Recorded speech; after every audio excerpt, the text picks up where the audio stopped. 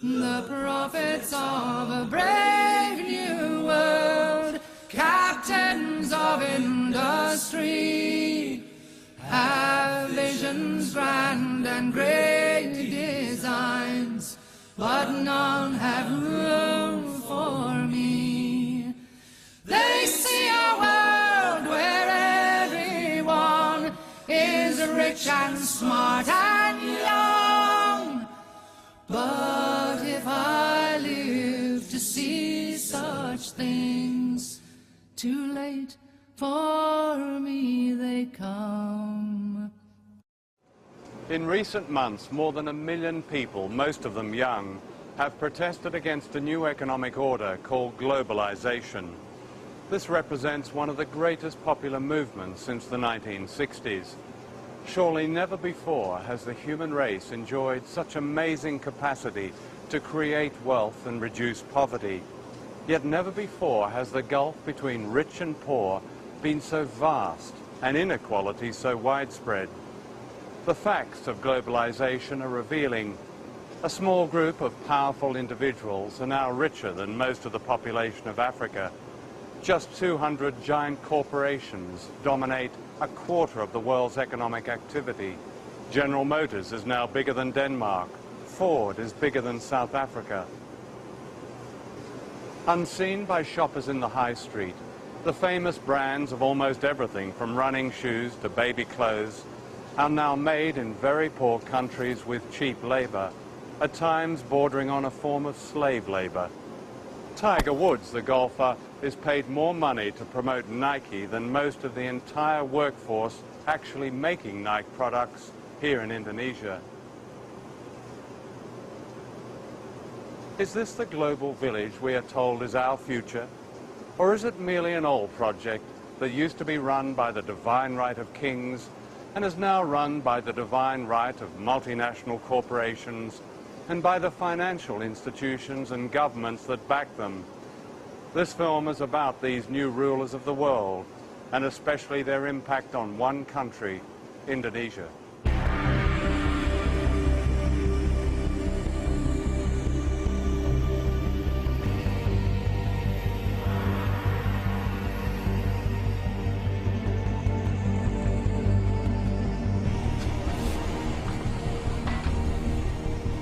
Indonesia is where the old imperialism meets the new. This is a country that should not be poor. It's rich in almost everything. Mountains of copper and gold, oil, timber, and the skills and labor of its people.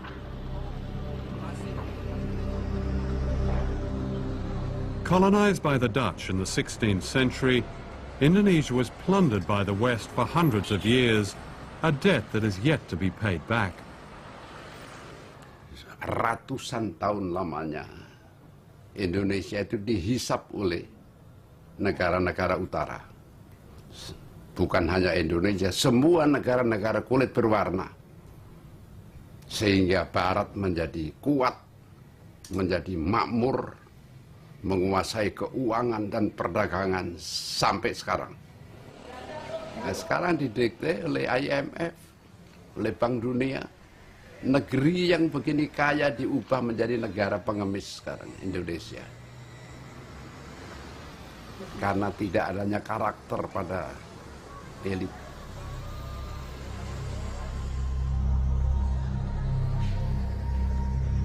Globalization is used by its champions to suggest a coming together of people of all races, of all countries, and it will relieve poverty, it will distribute wealth.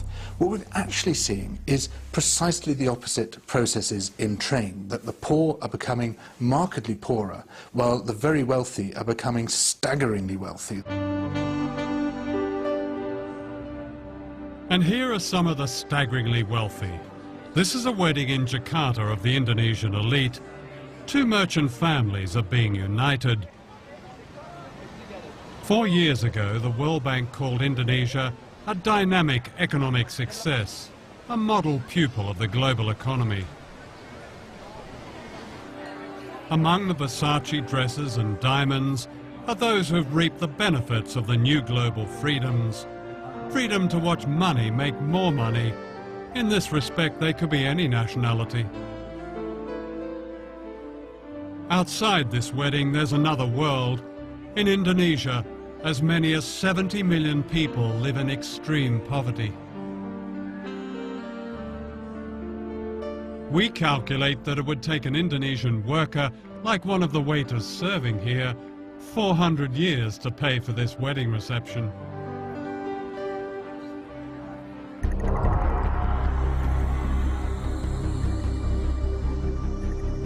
Less than 5 miles away is the backyard of the global economy, the site of the dynamic success you don't see. This is a labour camp that's home to workers who make the clothes we buy in the high streets and shopping malls. This is the human price paid for our fashionable trainers, our smart shirts, our jeans with a tag that says, "Made in Indonesia." Young people living here who make the famous brands are paid on average the equivalent of 72 pence a day, about $1. That's the legal minimum wage in Indonesia. According to the Indonesian government, it's just over half a living wage. The dormitories are made from breeze blocks and packing cases. When it rains, they flood. There are open sewers and no clean running water. Many of the children are undernourished and prey to disease. While I was filming here, I caught dengue fever, carried by the mosquitoes which infest these slums. It kills children. The conditions here are not very different from workers' camps in other parts of Asia, in Africa and Latin America, where the famous brands are also made cheaply for lucrative Western markets.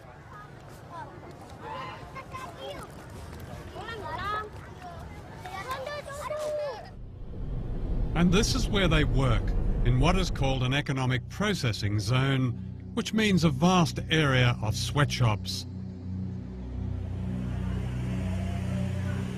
The factories may look modern, but once you step inside, you feel the claustrophobia of the workers, the sheer frenzy of their production, and you see their fatigue. Pilger. Posing as fashion buyers, we film secretly in this factory. The factories are owned by Taiwanese and Korean contractors who employ cheap labor to make the products of famous brands such as Nike, Reebok and Adidas. We looked at one famous brand, Gap. The working conditions we found are by no means the worst. So you do Gap, of course. You do lots of Gap. And I mean the quality control of Gap, I think, is excellent. In the future, We found more than 1,000 mostly young women working crowded together under the glare of strip lighting in temperatures that can reach 40 degrees centigrade. The only air conditioning is upstairs where the bosses are. Working hours can vary and can be increased dramatically when an urgent export order has to be met. We surveyed 5 factories regarded as typical, and I interviewed workers from all over Jakarta.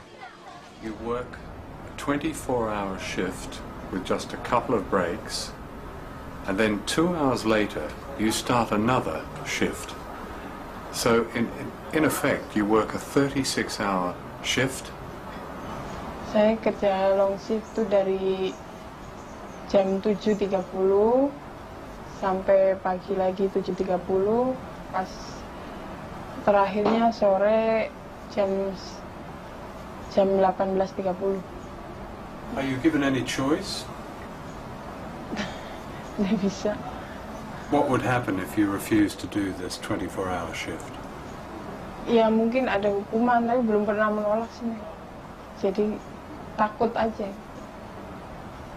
On these long 24-hour shifts, do you recall what labels you were packing? Kebanyakan Gap sama Olevi.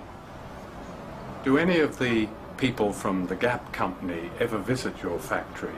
Sering. Do they ever ask you about or investigate the working conditions, your working conditions? Dulu pernah ada, tapi di personal itu anaknya tuh udah dikontak duluan gitu, udah nggak boleh ngomong yang salah gitu. Harus sesuai omongan dari personalia. What did they tell you to say? Ya misalkan nggak bilang lembur longsip, terus pokoknya tidak boleh membuka rahasia perusahaan, tidak boleh menjelek-jelekan perusahaan. This is what the Gap company calls a code of conduct. In response to criticism, famous global brands like Gap have come up with these codes. They say the idea is to set standards and protect workers, but how effectively is it enforced? You have to come to Indonesia to really realize what codes of conduct means, and that it is almost useless to exercise or to implement code of conduct here in this country, because this government is always campaigning cheap labor here in Indonesia to attract the foreign investment, and codes of conduct cannot do anything about that. And because Indonesian workers is already very poor, and the rate of unemployment here is very, very high, so that people will work whatever kind of work they have, or how much they pay, they will still work. The Gap company stipulates a maximum working week of 60 hours. It says workers may refuse overtime without any threat of penalty. Are there people who do extraordinary shifts, like much more than 12 hours, even up to 24 hours? Ada kemarin QC juga ya, finishing itu dari jam 8 sampai jam 12 malam. Sampai jam 12 malam karena dengan alasan ini mesti diekspor. Kondisi mereka berdiri dari jam 8 sampai jam 12 itu berdiri, nggak ada duduk. 16 hours standing. Iya. Is that common? Kalau ekspor yang ini, ekspor harus selesai targetannya tanggal sekian, mesti. Is the Gap Code of Conduct displayed in the factory? Pasang sama sekali, bahkan peraturan perusahaan pun tidak ada yang dipasang di tingkatan pabrik. Nggak ada. Nggak usah kode etik. Peraturan di dalam perusahaan itu nggak pernah dilihatin dengan kami, apalagi kode etik dari suatu barang. These boxer shorts were made in one of the factories we investigated. Before we left London, we bought a pair at a Gap store in Oxford Street for £8.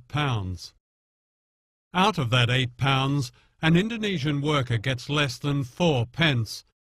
It's the same for running shoes that sell here for £100. Out of that £100, a worker gets around 40 pence. That wouldn't even buy the laces. Ya kami kaget, benar-benar ya. Oh ternyata kami dalam satu celana ini kami bisa menguntungkan pengusaha begitu banyak, apalagi ribuan celana. Sehari minimal kami harus menghasilkan 3.000 celana. Itu minimal. Last year, the chief executive of Gap earned more than $5.5 million. The profits of Gap were $1.38 billion, and this is typical of many companies. In order to protect the workers in this film, we have not named the factories we investigated. In Indonesia, as in other countries which have sweatshop economies, workers who speak out face the danger of victimization from contractors and violence from anti-trade union forces. Dita Sari, a trade union leader, was herself imprisoned and tortured. Codes of conduct must be monitored by trade unions. How could you monitor codes of conduct if trade unions is still weak, if the police is surrounding their activists, and if they're facing repression whenever they operate? We asked the Gap company for an interview, but they declined, saying it was unfair not to identify the factories as they couldn't verify our evidence. We sent them a list of questions and they supplied this statement.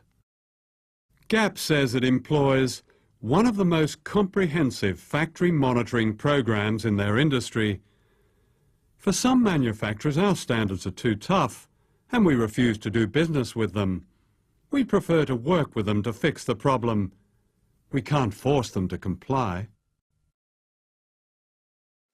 One of the things that we can do to take action in support of better conditions for people in developing countries is, when we buy anything, ask the retailer where this product comes from, under what conditions it's produced.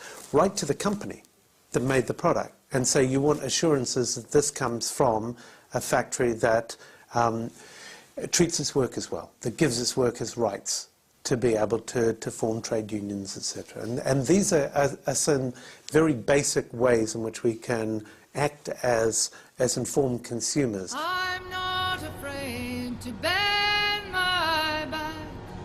I'm not afraid of dirt. But how I fear the things I do for lack of honest work.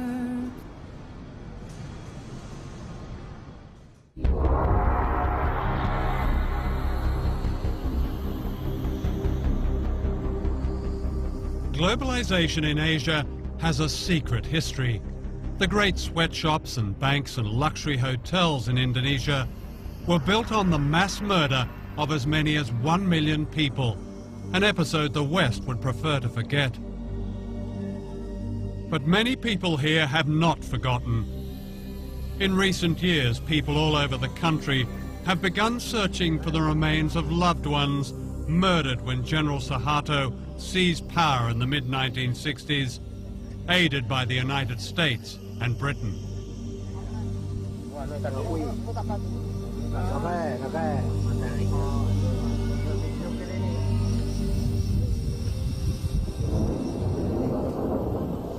Until recently, the truth of this episode has remained so secret that this is the only known photograph of the atrocities.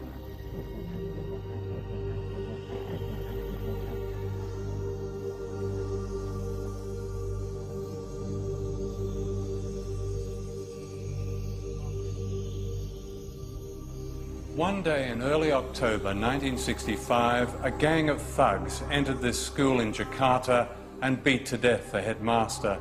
He was suspected of being a communist. His murder was typical of the slaughter of more than 1 million people, teachers, students, civil servants, peasant farmers.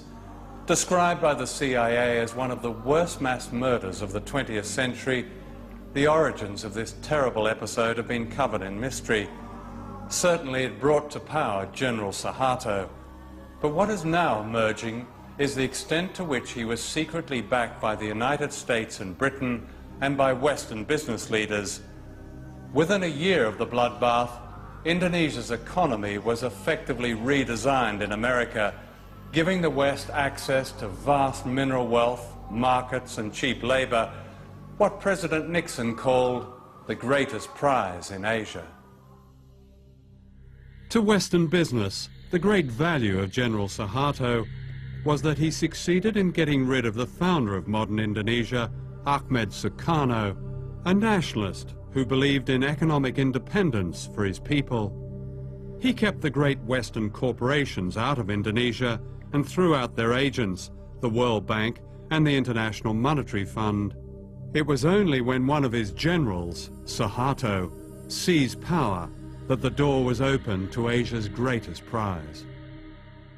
When the Suharto regime came in after the putsch, they were able to make a lot of the fact that they were calling the IMF and the World Bank back in. They were going to rescue them, you see, and British propaganda in particular made a lot of this. You know, the IMF was decent, and it was going to bring order, and everything was going to be lovely in the Indonesian garden. And as I say, a British diplomat still alive has said to me that was very much a part of the deal. Britain and the United States secretly conspired to back General Suharto. The American ambassador assured him that the US government is generally sympathetic with and admiring of what the army is doing.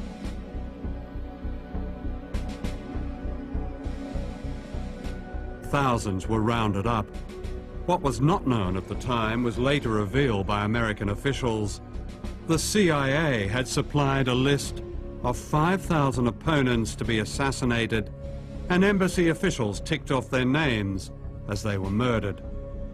The British ambassador recommended a little shooting as an essential preliminary to effective change.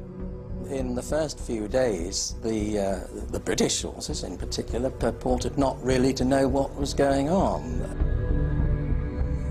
Of course they knew what was happening. I mean, there were bodies being washed up on the lawn of the British consulate in Surabaya. There were bodies floating all over the Malacca Strait and so forth.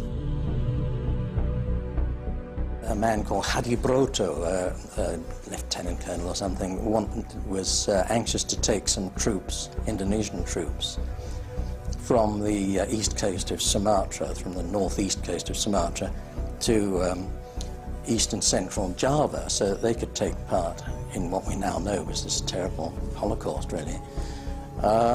He found a Panamanian ship, and the ship sailed with the troops down the Malacca Strait, escorted by 2 British warships.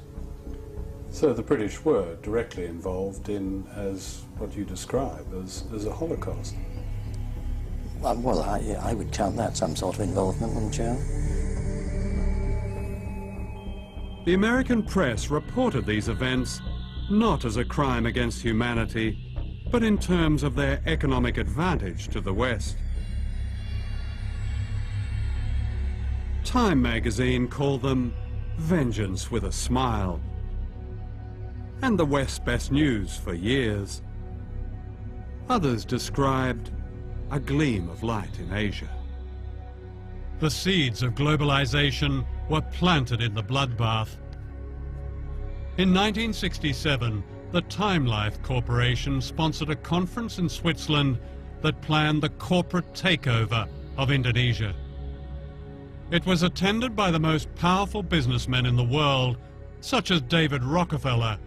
The giants of Western capitalism were represented: the oil companies, the banks, General Motors, British Leyland, ICI, British American Tobacco, Lehman Brothers, American Express, Siemens.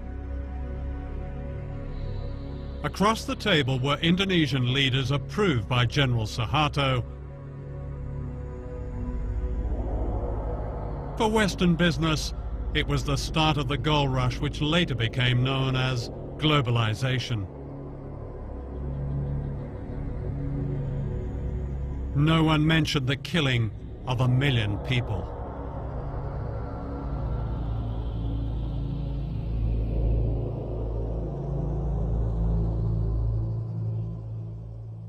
I've never, ever heard of a situation like this for any country, where global capital essentially holds a meeting with state and hammers out the conditions of their own entry into the country. The conference went on for 3 days. The first day was when the Indonesians spoke and essentially made their case. They divided into 5 different sections on the second day.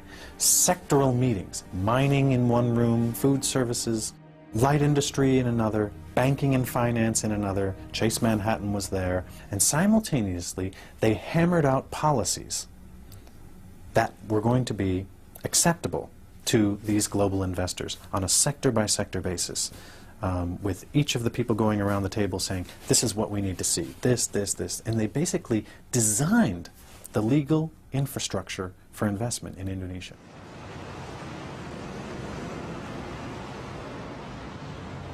Was the foreign business community here aware that they were dealing not just with a corrupt, nepotistic dictatorship, but also with a mass murderer?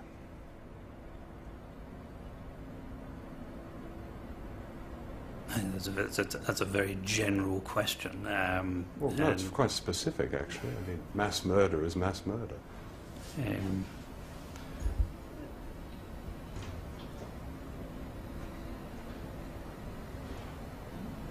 The fact that many people have died in Indonesia in unfortunate, tragic circumstances at the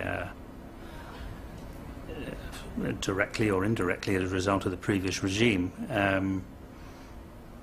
is hugely unfortunate. Whether if foreign investment had not been here, that would have prevented in any way those events occurring. Nobody has perfect vision on what might have been.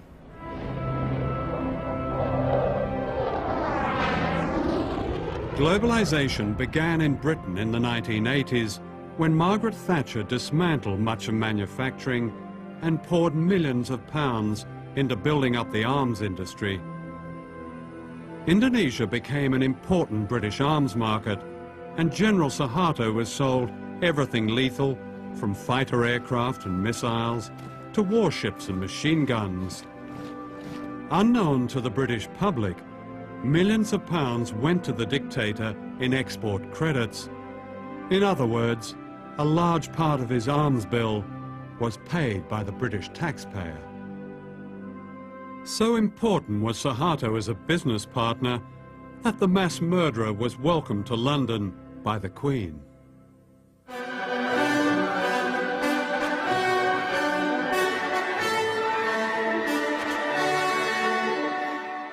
Who are the new rulers of the world? Their empire today is greater than the British Empire ever was. This is the center of this new empire, all within a square mile in Washington. Down the road from the White House and the US Treasury is the World Bank and the International Monetary Fund.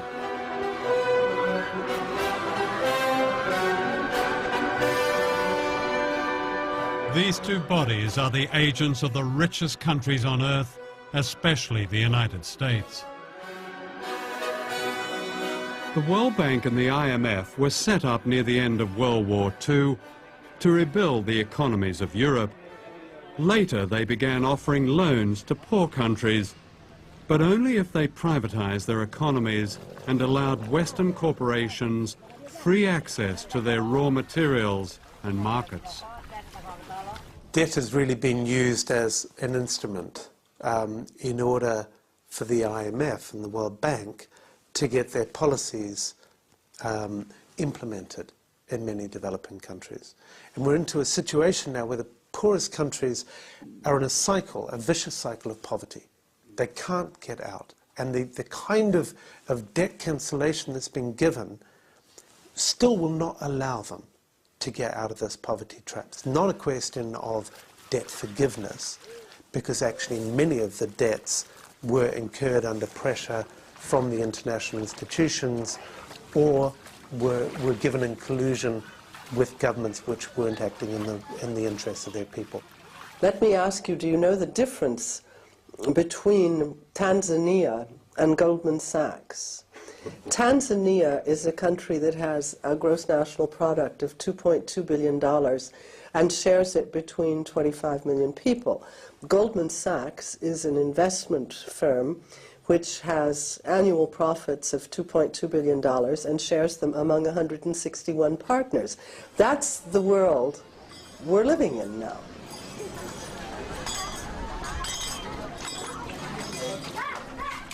The World Bank says its aim is to help poor people, promoting what it calls global development.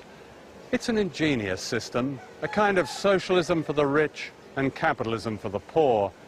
The rich get richer on running up debt, cheap labor, and paying as little tax as possible, while the poor get poorer as their jobs and public services are cut back in order to pay just the interest on debt owed by their governments to the World Bank.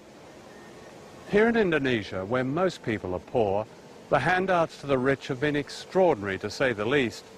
Internal documents of the World Bank confirm that up to a third of the bank's loans to the dictatorship of General Suharto went into the pockets of his cronies and corrupt officials. That's around $8 billion.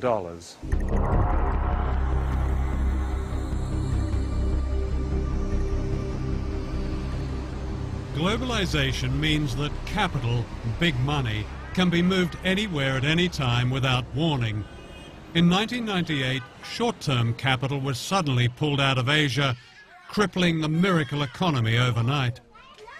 When the Indonesian rupiah collapsed from being roughly 2,500 rupiah to the dollar to being what it is now, 10,000 rupiah to the dollar, The costs to Nike for each Indonesian laborer was cut to 25% of what it had been. And Nike got a great discount on Indonesian labor as a result, and did not unilaterally raise Indonesian wages to the same standard they had been prior to the devaluation of the rupiah. With the economy collapsed and Indonesia on the verge of revolution, Suharto was forced to step down, having already stolen an estimated $15 billion.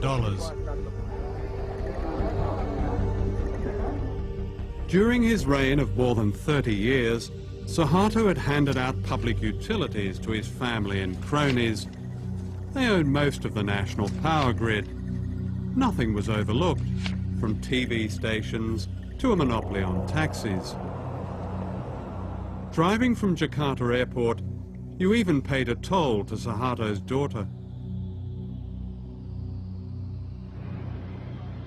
These unfinished buildings are monuments to corruption on a scale unheard of in modern Asia, to what the World Bank called the miracle economy.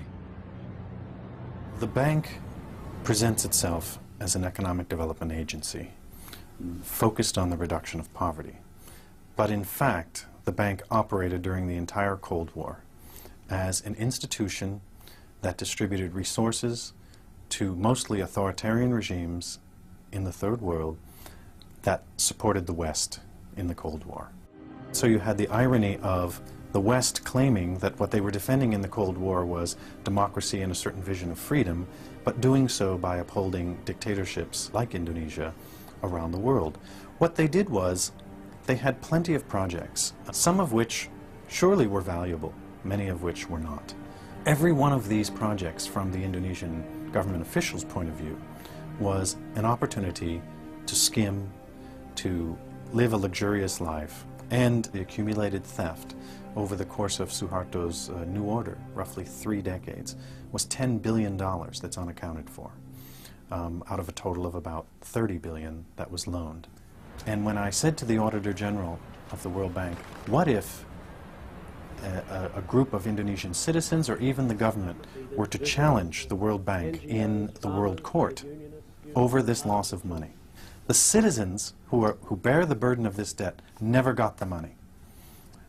Why should it still sit on their shoulders to be repaid? And his response was, we would be bankrupted.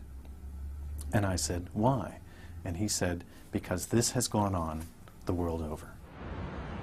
I went to Washington to interview the chief economist of the World Bank, Nicholas Stern. I asked him to explain how almost 30% of World Bank loans to Indonesia had been lost or stolen. We simply don't know what that number is. Here's your own internal report, August 97. I quote, we estimate that at least 20 to 30% of Government of Indonesia development budget funds are diverted through informal payments to government staff and politicians. That number was plucked out of the air. Lots of times we have to guess with numbers, and the person who wrote that was guessing. Somebody comes up with a number and it gets recycled. But a lot of money. I don't want to dismiss the issue. Just let's not get hung up on one figure, which isn't a particularly hard no, figure. but I mean, if it's a third of what the World Bank has put into one country... No, then it's a serious question. When you have a loan, there's a lender and a borrower, and they share the responsibility in some way. There's a strong case that has been made by people who have seen this evidence that the World Bank was duped by the Suharto regime, claiming that poverty had dropped to 30 million, and in fact poverty was around about 60 million. Let's talk about the harder figures. The income poverty figures are always the most difficult ones to get your hands on. But I think the illiteracy figures in the infant mortality figures are in this case probably more reliable. And there was some progress during that 30-year period, significant progress, I mean cutting illiteracy by half and so on. That's a very important step forward, so let's not lose sight of that. In 97, the World Bank described the economy under Suharto in a famous report as absolutely dynamic, doing everything right, terrific, brilliant. You know, by that time the whole Asian thing had already started to collapse. It wasn't until the following year that the World Bank, for the first time in 30 years, had anything to say about a regime that is guilty of mass murder. Why was there such a silence that seemed to a lot of people simply to be complicity with this murderous dictatorship? I think if we look back on our analysis of the economy and the politics at the time, we got a number of things wrong, and we have to understand that. We're going to get things wrong again. Not so many people called the Asian crisis before it happened. We failed along with That's your job, though, isn't it? You're all economists with fantastic degrees and brilliant backgrounds, and how can you get it that wrong? We're going to get it wrong some of the time. I think non-economists get it wrong a lot more often than economists. But this isn't a precise game, and there are going to be a number of occasions in the future where we get things wrong too. So globalization creates debts, and debts creates misery, creates unemployment, creates the crisis, creates privatization, a lot of state enterprise being privatized. So people will have to pay more to have an access for instance, like health, education. So it's not natural. Debts is not natural. It's designed. So in effect, the money stolen by the Suharto family is being repaid. Yeah. By us, by the children.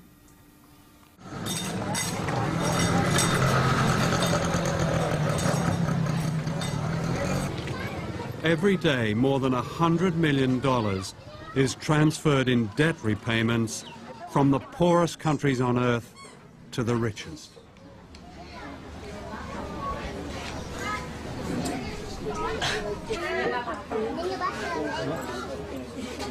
The poverty of families like this is paying off Indonesia's huge debt. The conditions of the IMF's latest loan include a reduction in subsidies on certain fuel and food. Half this man's monthly wage of less than £40 goes on medical treatment for his children who suffer from a serious blood disorder. As prices go up, he cannot even afford the special drugs that keep them alive. Keadaan anak saya yaitu yang pertama, dia menderita sakit. Jadi tiap bulan dia harus transfusi darah. Jadi kalau seandainya nggak transfusi darah, dia tiap akhir bulan itu pucat. Kayak sekarang contohnya, bibirnya udah pada putih dua-duanya. Jadi akhir bulan itu mesti harus transfusi darah. Itu udah pasti. Pusingnya bukan kepalang. Ya kalau seandainya saya sakit gitu nggak bisa masuk kerja, ya udah apa boleh buat. Paling kita bisa cari pinjaman buat berobat anak gitu. Nanti setelah kita kerja lagi baru kita bayar gitu. Kita cicil. Udah mandi kok masih. Kalau seandainya gitu ya, barang-barang naik, sedangkan UMR gaji gitu naiknya nggak seberapa, ya kita otomatis ya kita serahin diri sama Tuhan aja deh. Mungkin yang jelas mungkin berobat pun kayaknya nggak bisa. Jadi kita pasrah apa adanya. Sebab gimana kalau kita paksain untuk harusnya setiap pagi anak-anak kasih teh manis, sekarang enggak. Susu juga enggak. Ya paling kita bisanya teriak sama pemerintah, ikut lewat FNPBI begitu. Kita tuntut pemerintah dengan supaya naikin UMR 100%. Yang penting sekarang kan alhamdulillah bisa ketemu buat berobat. Biar walaupun kita makan pakai ikan asin, tapi udah alhamdulillah.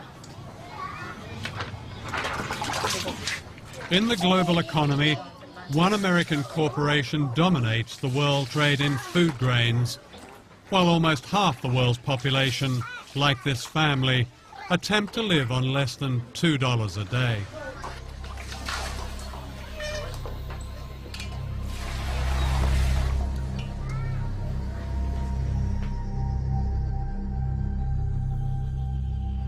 What do you say to those 17 million people who call for a complete, and I repeat, complete cancellation of debt as the only way to lift the huge number of poor people in the world out of poverty? I'd say two things. first, what will lift people out of poverty is not cancelling their debt, but what policies their countries pursue, whether they educate poor people, whether they give them health. And so the question, and then what sort of economies they try to run. Do they integrate them into the world economy, or do they run corrupt economies? Those are the primary determinants of how well countries will do. That is the answer to what determines whether people get out of poverty. It can be done. It has been done. Should we cancel the debt? Cancelling debt is one way of giving resources to poor countries. Mm-hmm. What I'd like to see is a much greater flow of resources to poor countries. I'd like to see the markets of the industrialized countries opened so that these countries where people are poor and can produce agriculture are able to export. That's what will get them out of poverty. The statement debt relief is the only thing that will get them out of poverty is wrong. It would help, provided it is accompanied by a whole set of other measures. But surely debt, even in one's own life, and especially a poor person's life, is the greatest cause of real poverty. No. And when you have a country devoting half its budget to paying off a debt, when you have the poorest countries in the world sending out millions of dollars into the rich world, surely as a priority that debt has to be either relieved substantially or go altogether. Doesn't that make it just seems common sense to me if I got that wrong? Yeah, you've got it wrong. Oh. Let me explain. Okay. First of all, you are indebted and I am indebted. And I would not be better off if I asked somebody to come and cancel my debt, because I'd never be able to borrow again. And debt is a normal way of borrowing in order to do things, purchase goods, invest, when you don't have the resources, and they'll generate an income and you'll repay. So the notion that all debt should be cancelled is a bad one. Financial systems operate on the basis of debt that is paid. The Human Rights Commission of the United Nations, in a very comprehensive report, said, and I quote, "The institutions of globalization have yet to seriously address the issue of human rights in a democratic fashion. Globalization has caused global conditions of inequality and discrimination." What's your response to that? I simply can't respond because I have no idea what evidence they're referring to. Globalization has caused discrimination? I'd Yes. have thought it was the opposite. I'd have thought that... No, for instance, they singled out workers in third world economic processing zones. Again, part of a prescription, may not be IMF prescription, but certainly part of a global prescription, in which it said these workers were prey for exploitation, and because unemployment, for instance, they mentioned Indonesia, had been forced down by the so-called economic crisis of the late 90s, their human rights were lost. You know, Indonesia grew as a result of integrating into the global economy from the 60s on, and incomes in Indonesia rose. It was a dictatorship. Some of their rights were suppressed, and it was a very bad dictatorship. Excuse me, Mr. Fisher, as you say, some of their rights were oppressed. A third of the population of East Timor died or were killed under the Suharto regime. What are you asking me that question for? Do you think we supported the Suharto regime? Well, Don't be ridiculous. Well, did you speak out against it? Did your institution, the IMF, speak out? The World Bank didn't. The first time after 30-odd years in there, the first time they spoke out was 1998. What did the IMF say about it? When the IMF went into Indonesia, it insisted on a removal of a host of corrupt practices that began to weaken that regime. It was not an intended consequence, but it was intended that we went in and helped remove the corrupt practices in a variety of monopoly areas.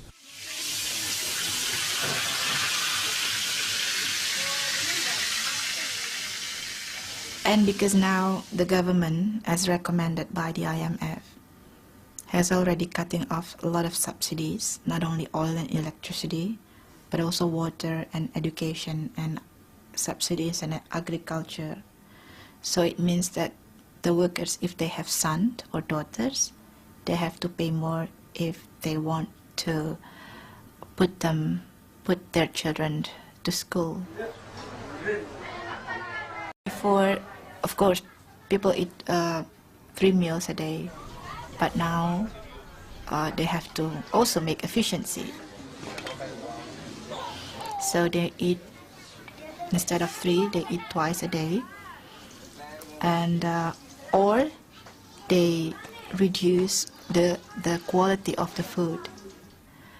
So that's why maybe the level of productivity is getting lower, because people are getting poor and getting tired, and if you are tired you cannot work properly.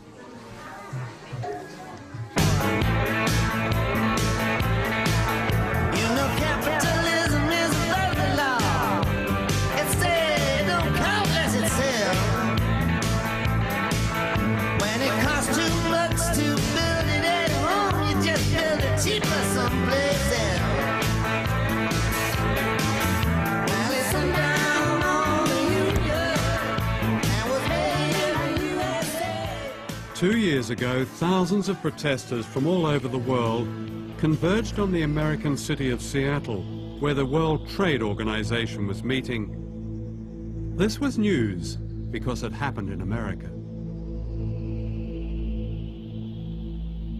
And yet throughout the world, in Africa, Latin America, Asia, a deeper movement against globalization has been growing for years, but this is not considered news. On every continent, millions of ordinary people have protested against the power of the IMF and the World Bank and the imposition of Western power. People have marched and petitioned against privatization, against selling off their water, against turning their farms into suppliers for the dinner tables of the rich. Now the protests have spread to Western countries, from Seattle to Melbourne, London to Genoa. The coverage of these events follows a pattern. It seems it's only news when there's violence, even when the great majority of the protesters are peaceful. In contrast, the violence of the economic policies they are protesting about is seldom news. In the weeks and days leading up to May Day in London, the police and the government orchestrated a propaganda campaign. The aim clearly was to alienate the public from the demonstrators by representing them collectively as violent and by suppressing the very issues that have public support.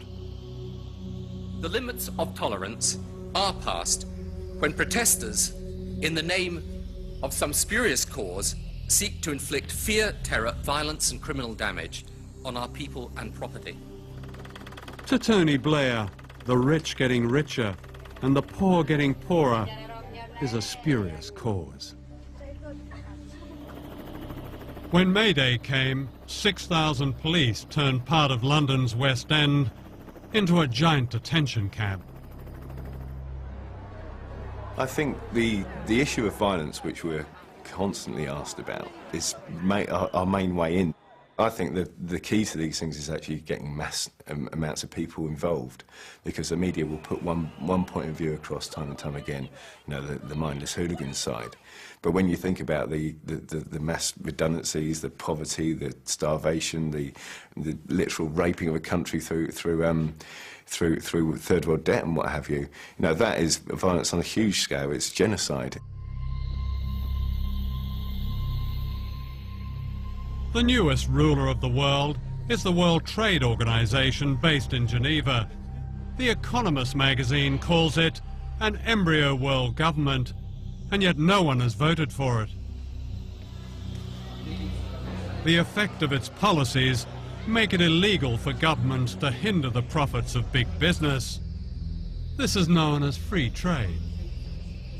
If there's one feature about the global economy, it's the companies have globalized.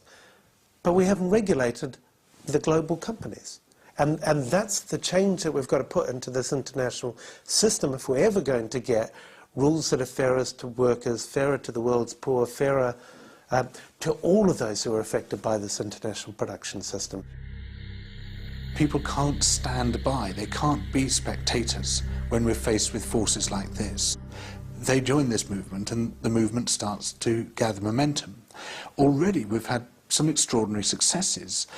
We managed to stop the implementation of a crazy idea called the Multilateral Agreement on Investment, which would have allowed corporations to sue governments for the removal of any law which they didn't like. Now that was being promoted, that idea, by the 29 most powerful countries on earth. It was being promoted by all the major multinational corporations and all the big institutions such as the World Trade Organization.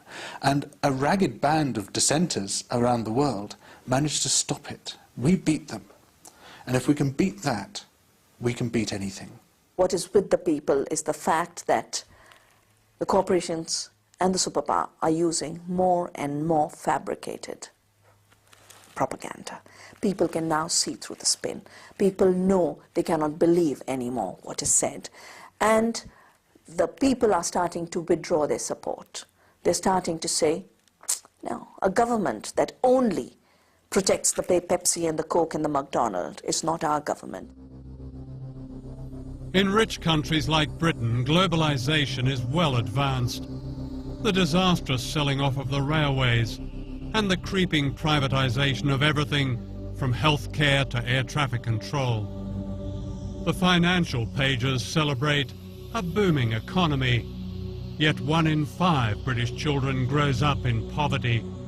There are almost 10 million Britons living in poverty. The gap between the rich and the rest gets wider, and this is said to be a spurious cause.